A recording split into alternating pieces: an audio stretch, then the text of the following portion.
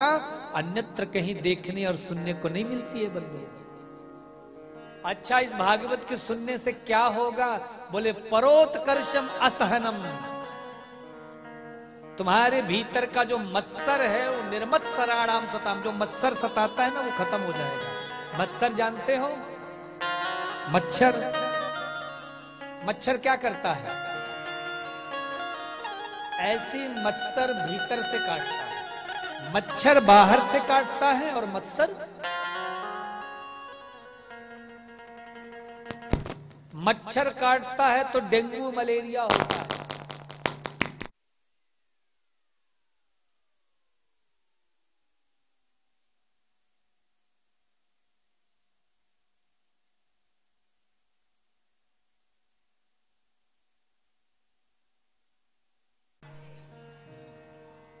और प्रेम से बोलो। लेकिन जब मत्सर काटता है तो महाराज डेंगू और मलेरिया से भी ज्यादा खतरनाक बीमारी होती है। मत्सर कहते हैं जब किसी दूसरे के उत्कर्ष को देख करके और हमारे अंदर पीड़ा होने लगे तो समझ लेना कि आपको भी मत्सर ने काट लिया। देखो देखो, अपनी वही पुरानी मारुति 800 और पड़ोसी को देखो अभी नई नई क्रेटा आई हुई है। अपना वही पुराना 2 BHK, बगल वाले ने अभी अभी संगमरमर विदेशी पत्थरों का घर बना लिया है। तो जब किसी दूसरे के उत्कर्ष को देख करके पीड़ा होने लगे तो समझ लेना ये मत्सर हावी हो चुका है। तो कथा सुनने से क्या होगा? निर्मत्सराणाम सताम, ये जो मत्सर जो हमें सताता है ना, ये सताना बंद कर देगा। आज के समय में मेरी माताओं बुरा मत मानना, पर हम अपने दुख से कम दुखी हैं, पड़ोसी के सुख से ज्यादा दुखी। सब हो जाए लेकिन पड़ोसी, बोलो राधे राधे। महाराज भजनानंद, देखो यहाँ कई माताएं जो अपने पड़ोसी को पहचान रही, देख रही आई है कि नहीं आई है ना? अपने अपने पड़ोसियों को देखना शुरू कर दिए, बैठी है कि नहीं बैठी है। नहीं बैठी है तो सोच रही कि यार आज तो गलती होगी, कल जरूर पड़ोसी को पकड़ के लाऊंगी कथा में। जो बात हम नहीं कह पा रहे हैं ये महाराज जी बड़े जोरदार हैं, वो बात ये कह देते हैं, है ना? बोलो राधे राधे। तो भैया हम यदि किसी दूसरे के सुख से अगर दुखी होते हैं तो समझो हमसे बड़ा मूर्ख, हमसे बड़ा अज्ञानी कौन होगा?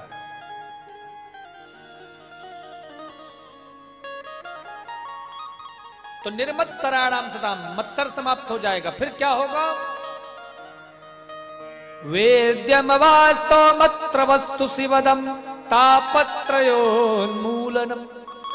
उसके बाद जो हमारे भीतर के त्रिताप है ना, वह कथा के प्रभाव से ये कथा उसका उन्मूलन कर लेगी। तीनों प्रकार के तापों को ये कथा उन्मूलन करती है। अब आप यहां कथा में बैठे हो ना, कथा में बैठे बैठे जब मन लगने लगेगा ना कथा में, तो थोड़ी देर के लिए तुम अपना घर, मकान, दुकान, नाती पोते सब भूल जाओगे।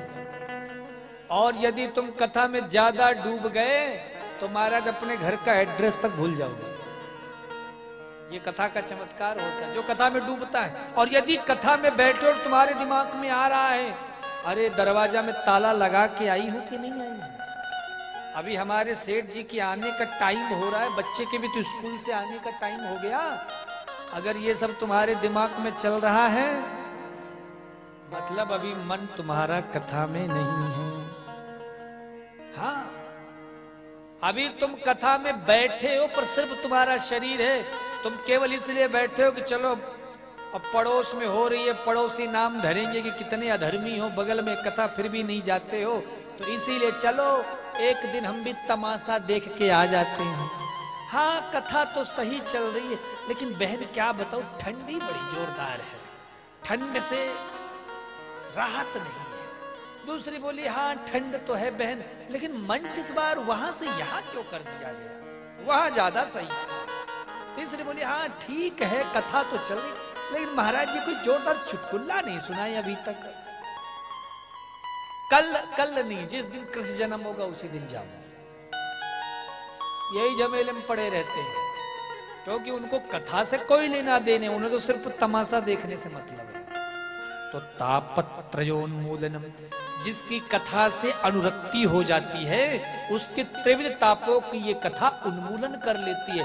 फिर उसे महाराज यहाँ जहां घड़ी में सुई 2 बजे जाएगी ना, जल्दी जल्दी पति को भी खाना परोस रहे, अरे जल्दी खाओ कथा में जाना है, बच्चे को भी जल्दी जल्दी टिफिन तैयार किया, सब कुछ जल्दी जल्दी घर का काम चूल्हा चौका किया, और 2:30 बजे महाराज आ जाते हैं कथा। क्यों? क्योंकि कथा शुरू हो रही है। ये फर्क हो जाता है, आप अनुभव करना। आप 2-4 दिन कथा में आओ ईमानदारी से, देखना 2-3 दिन बाद ही आपकी दिनचर्या कथा के हिसाब से बन जाएगी। आपके मन में कोई आपको घड़ी में अलार्म लगाने की जरूरत नहीं पड़ेगी, अपने आप आपके भीतर से आवाज आ जाएगी, अरे कथा शुरू है। ये कथा का चमत्कार है।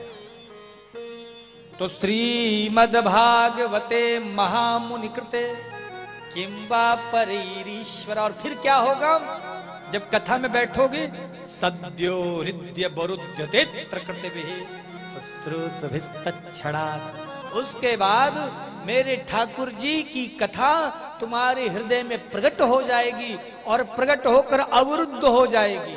अवरुद्ध होने का मतलब जानते हो, जाने का तो रास्ता हो गया, लेकिन वापस आने का रास्ता फिर नहीं मिलता, उसे कहते अवरुद्ध होना। तो ऐसे ही हमारे ठाकुर जी की कथा प्रवेश तो कर जाएगी, उसके बाद हृदय में आकर अवरुद्ध हो जाएगी। फिर क्या होगा?